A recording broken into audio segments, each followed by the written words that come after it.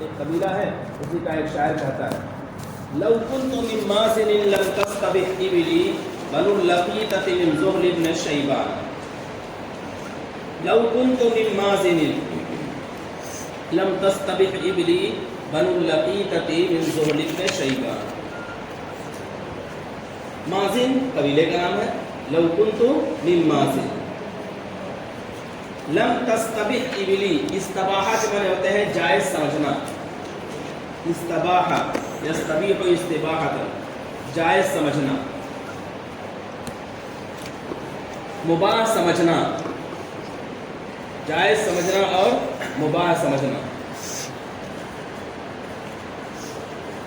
لم تستبح ابلی. اور استباحہ کے ایک دوسرے معنی ہوتے ہیں،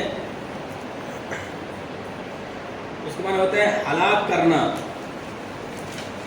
صفایا کرنا، بے خوب بن سے اکھاڑ پھینکنا. ہلاک کرنا، صفایا کرنا اور بے خوب بن سے اکھاڑ پھینکنا ایک دوسرے معنی بھی ہوتے ہیں. یہاں تو مباح سمجھنے کے معنی میں ہے. ابل کی جمع آبال ہے، لیکن ابل کو جنس کے طور پر بھی استعمال کرتے ہیں. قرآن نے بھی واحد استعمال کیا ہے، لیکن وہ جنس کے طور پر استعمال کیا ہے. افلا ينظرون الابل کیف خلقت، جنس کے اونٹوں کو نہیں دیکھتے، ایک اونٹ نہیں بلکہ اونٹوں کو مراد. گرچہ اس کی جمع آبال آتی ہے لیکن جنس کے طور پر استعمال کیا جاتا ہے. اور واحد ایک اونٹ کے لیے بعیر کا لفظ استعمال کرتے ہیں. بعیر کا لفظ، بعیر کا لفظ ایک اونٹ کے لیے استعمال کیا جاتا ہے. جیسے نساء کا واحد کیا ہے؟ امراتن ہے. امراتن ہے، خلاف قیاس ہے، امراتن ہے. اسی طرح سے انسان کی جمع ناس ہے. وہ ناس ہونا چاہیے تھا لیکن ناس استعمال کرتے ہیں، تو خلاف قیاس بہت سی چیزوں کو استعمال کرتے ہیں. انہیں میں سے ایک یہ بھی ہے کہ بعیر ابل کا واحد ہے. اگر ایک اونٹ کہنا ہو تو ابل نہیں کہیں گے بلکہ کہیں گے آدھا بعیری. بعیر کا لفظ اس کے لیے استعمال کرتے ہیں. اور ابل جنس کی طرف اشارہ کرنا ہو کہیں گے ابل. لم تستبح ابلی بنو اللقیطۃ من زہل بن شیبان. بنو اللقیطہ، یہ لقیطہ کے بیٹے. سادہ سا ترجمہ یہ ہے کہ لقیطہ کے بیٹے، ایک عورت ہے اس کا نام ہے لقیطہ، اسی کے بیٹے لقیطہ کے بیٹے. اب لقیطہ کے بیٹے کون ہیں؟ من بیانیہ ہے. من بیانیہ یعنی وہ زہل بن شیبان. لقیطہ کے بیٹے یعنی زہل بن شیبان. لیکن ایک توجیہ یہ بھی ہے کہ لقیطہ لقطہ یلقط لقطہ بناتے ہیں، لقطہ پر گری پڑی چیز. تو لقیطہ ایسی عورت جو گری ہوئی ہو، گری پڑی ہو، بالکل رذیل ہو، کمینی ہو، بدبخت ہو، اس کے لیے استعمال کرتے ہیں لقیطہ. المرأۃ اللقیطہ، ایسی عورت جو رذیل ہو، کمینی ہو اور گری کم حیثیت کی ہو، تو اس کے لیے لقیطہ کا لفظ استعمال کرتے ہیں. بنو اللقیطہ، کم حیثیت عورت کے بیٹے. جو چوری کرے گا وہ کون ہوگا؟ اچھی عورت کا بیٹا ہوگا. چوری کرنے والا کون ہوتا ہے؟ بہت رذیل خاندان کا ہوتا ہے جو چوری کرتا ہے. چوری کوئی بھی شریف انسان نہیں کر سکتا، کوئی بھی اچھا انسان نہیں کر سکتا. چوری وہی کرے گا جس کی فطرت میں کمینگی ہو. اذا المرء لم يدنس من اللؤم ارزه فكل رداء يرتديه جمیل. کمینگی کسی کی فطرت میں ہے تو کتنا بھی کوئی لباس پہن لے، اچھا سا جبہ پہن لے، تو کمینگی اس سے دور نہیں ہوگی، وہ کمینہ ہی رہے گا. تو اسی طرح کہا ہے. بنو اللقیطہ کی دو توجیہ ہے. ایک توجیہ یہ ہے کہ لقیطہ عورت کا نام ہے اور اس کے بیٹے لقیطہ کے بیٹے. دوسری توجیہ یہ ہے کہ رذیل عورت، گری پڑی عورت، کم حیثیت عورت، بے حیثیت عورت کے بیٹے من زہل بن شیبان.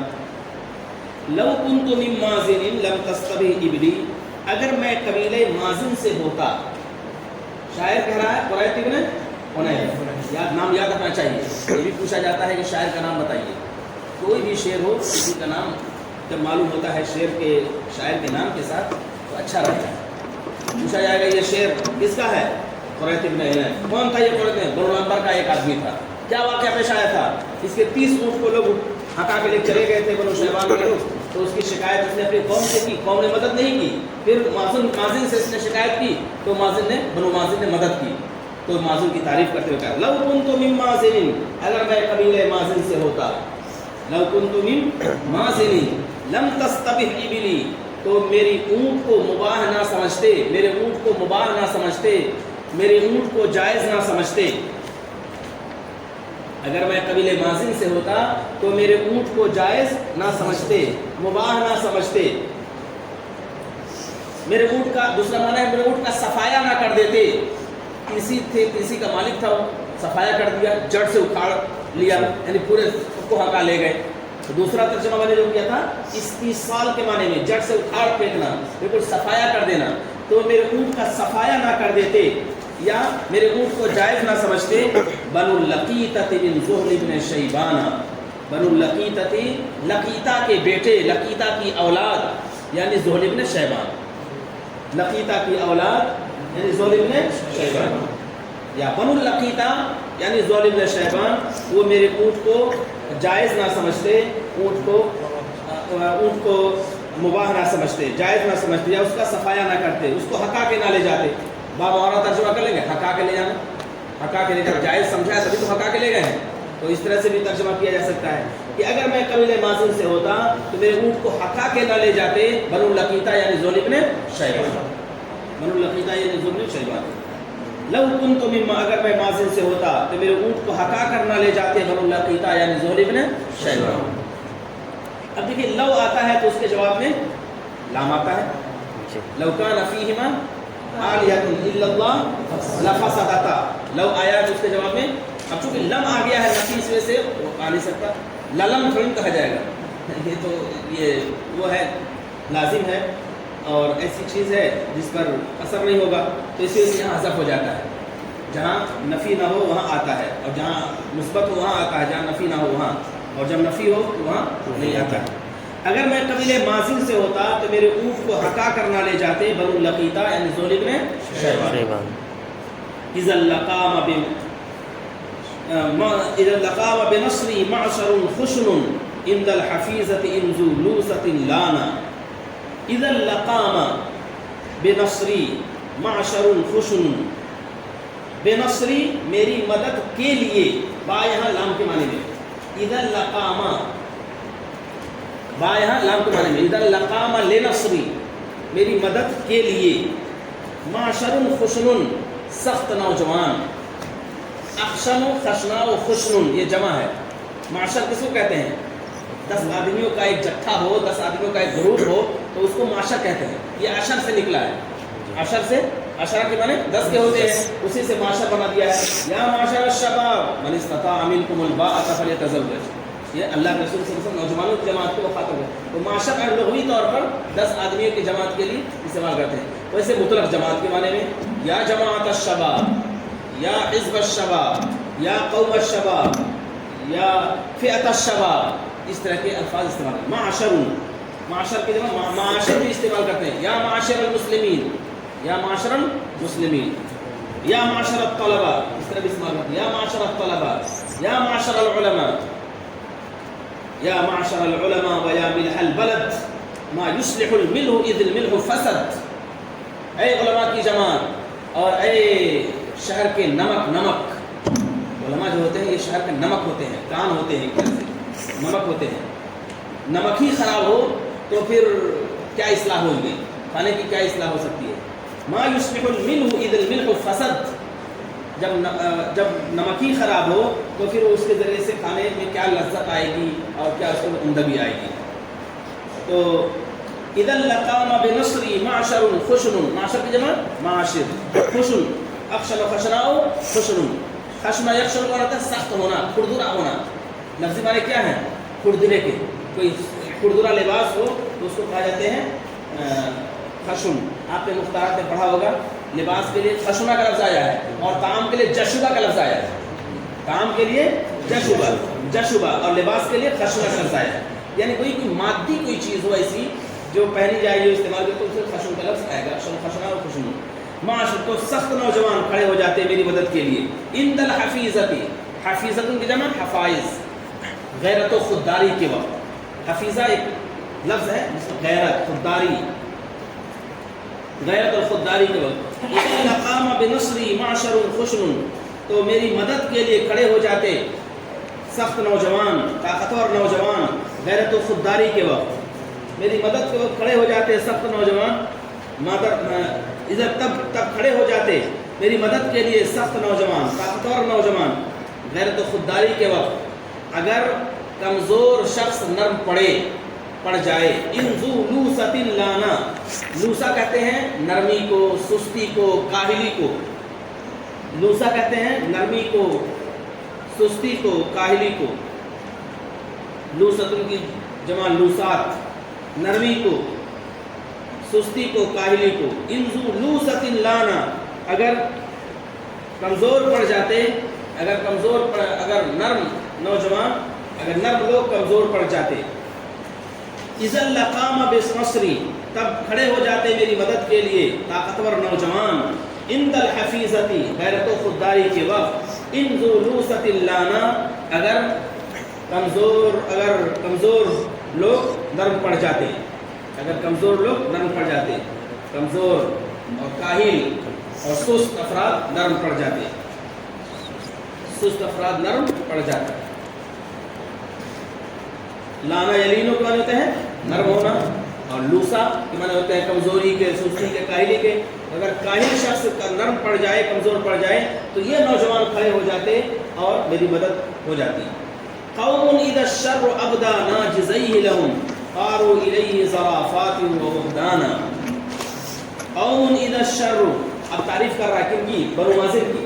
بنو مازن کے لوگ ایسے ہیں کہ جب شر، قوم اذا الشر، شر کے معنی ہوتے ہیں برائی کے، شر کے معنی برائی کے، لیکن یاد رکھیے کہ زمانے جاہلیت کی شاعری میں اگر شر کا لفظ استعمال ہوتا ہے تو اس سے مراد جنگ ہوتی ہے، جنگ، الحرب الناریہ، ایسی جنگ جو آتشی ہو، اور حرب المشتعلہ، اور حرب المتوقدہ، ایسی جنگ جو بہت بھڑکتی ہوئی ہو، اور الحرب المضطرمہ، ایسی جنگ جو شعلہ زن ہو، تو ایسی جنگ جو شعلہ زن ہو، جو بھڑکتی ہوئی ہو، جو خون آشام ہو، خون آشام جنگ کہتے ہیں، جو آشام بنے بہانا، خون کو بہانے والا، خون آشام جنگ، خون آشام۔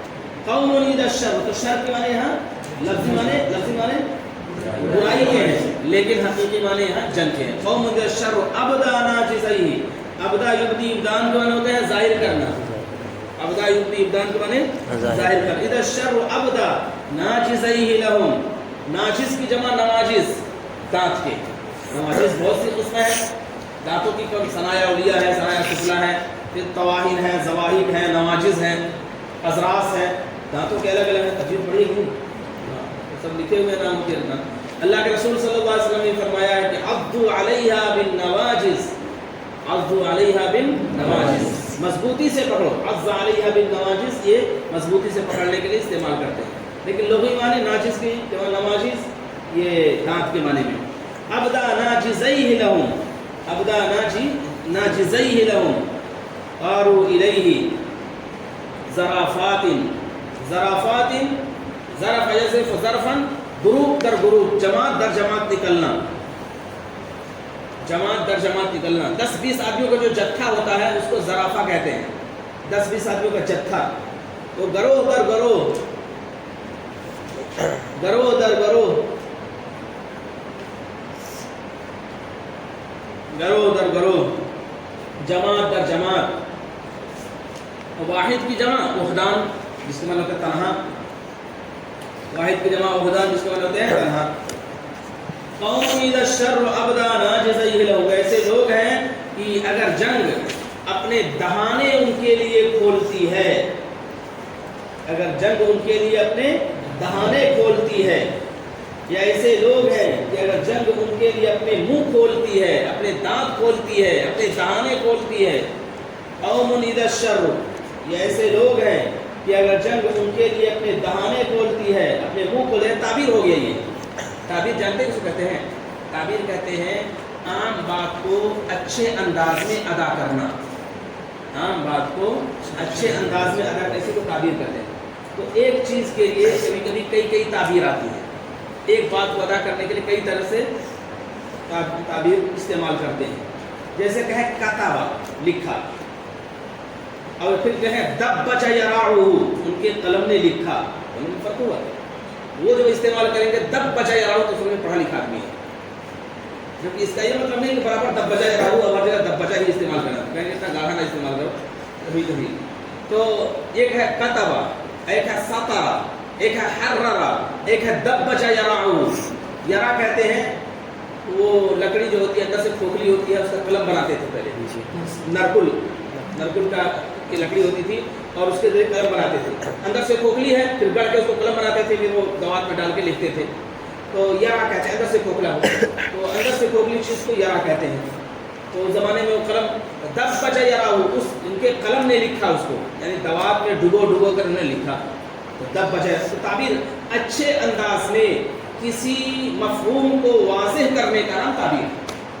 अच्छे अंदाज में किसी मफहूम को वाज़ेह, जैसे एक और ताबीर आ गई, दो ताबीर आ गई है इस शेर में। एक तो अबदा नाजिज़ही रहूं, ये कह देते कौमुन इदल हर्ब दारत बैनहुम, ऐसे लोग हैं कि जब जंग उनके दरमियान घूमती है, यानी जंग। कौमुन इदल हर्ब इश्तालत बैनहुम, ऐसे लोग हैं जब जंग उनके दरमियान भड़कती है। कौमुन इदल हर्ब उज़रिमत बैनहुम, ऐसे लोग हैं जब जंग उनके दरमियान भड़काई जाती है। कौमुन इदल हर्ब वक़अत बैनहुम, ऐसे लोग हैं जब जंग उनके दरमियान वाक़ होती है। कौमुन इदल हर्ब हदसत बैनहुम, ऐसे लोग हैं जब जंग उनके दरमियान पेश आती है। कोई गलत नहीं है, सब सही है। हादी ताबीर कुल्लुहा सहीहा ला कलामा वला मिर्यता फी हादी ताबीरात। लेकिन बात यह है कि अबदाना जब शर इस्तेमाल किया है और उस ज़माने के लिहाज से किया है, तो जंग जब अपने दहाने खोल देती है।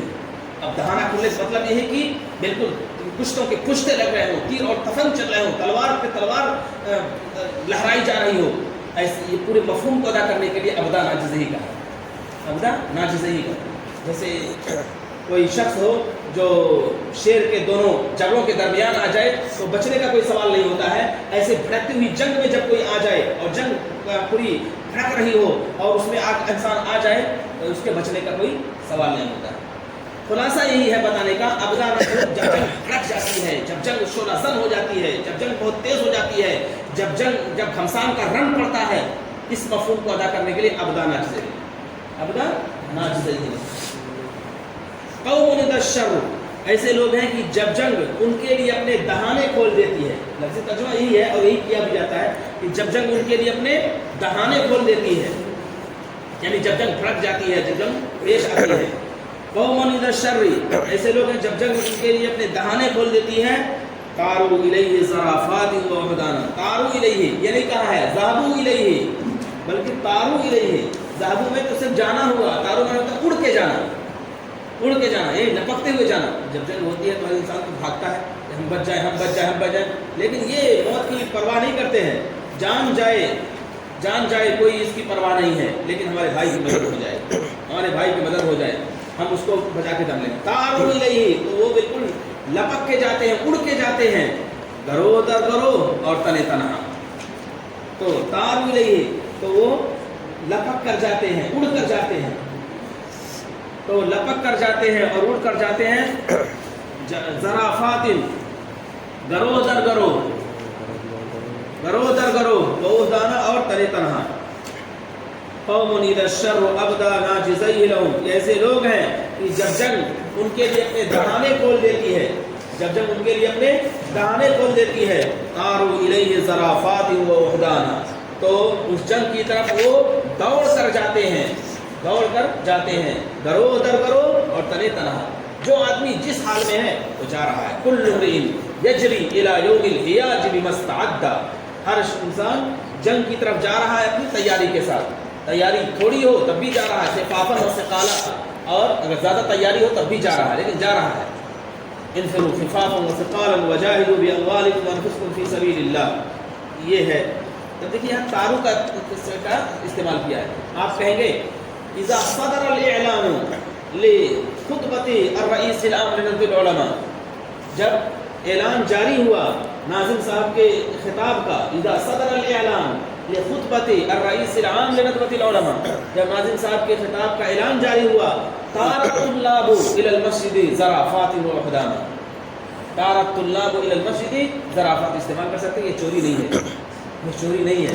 हज़रत मौलाना रहमतुल्लाह अलैह ने लिखा है कि अदब नस्र के जुमले, नस्र शेर के जुमले, ये साहिब ज़ौक़ तलबा की मीरास है।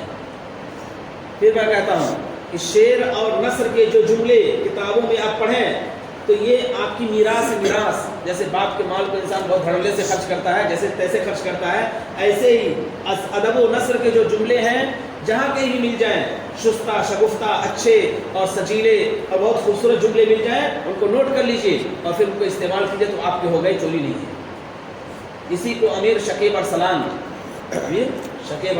ایک بڑے مصنف ہیں اور بڑے مفکر ہیں، انہوں نے لکھا ہے کہ من استرق شیئا، جس نے کوئی چیز چرائی اور اس کو اپنا بنا لیا، فقد استحقہ، تو گویا کہ وہ اس کا حقدار ہو گیا۔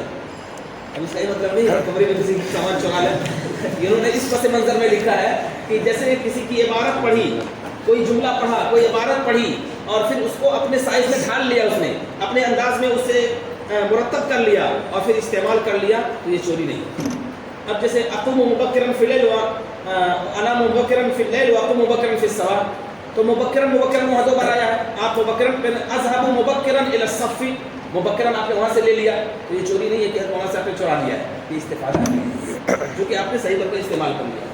اصل چیز یہ ہے کہ جہاں یہ تعبیر آئے، اب دیکھیں کئی الفاظ آپ کو معلوم ہے، ایک ہے استباحہ، جائز سمجھنا، یہ ہے بنو لقیطہ، اس کی دو تعبیر کی گئی تھی، پھر معاشر خشن، اس کی وضاحت کی گئی ہے، اند الحفیظہ، حفیظہ کہتے ہیں غیرت و خودداری کے وقت، ان ذولوست اللانا کہیں بھی کہہ سکتے ہیں، نحن نقوم بالجہاد الاسلامی ان ذولوست اللہ، اگر کمزور شخص کمزور پڑے تو پڑے، لیکن ہم اسلامی جہاد کرتے رہیں گے، ہم جہاد کرتے رہیں گے، مجاہدین کی ان ذولوست اللانا استعمال کر سکتے ہیں۔ اذا لانا ذولوست نحن نذهب الى المسجد للصلاة، اگر سست آدمی سست پڑ جائے کوئی بات نہیں ہے، ہم نماز پڑھنے مسجد جائیں گے، ہم جماعت نہیں چھوڑیں گے، ان ذولوست اللہ یہ ہو گیا۔ اسی طرح سے یہ تعبیرات۔ السلام علیکم ورحمۃ اللہ۔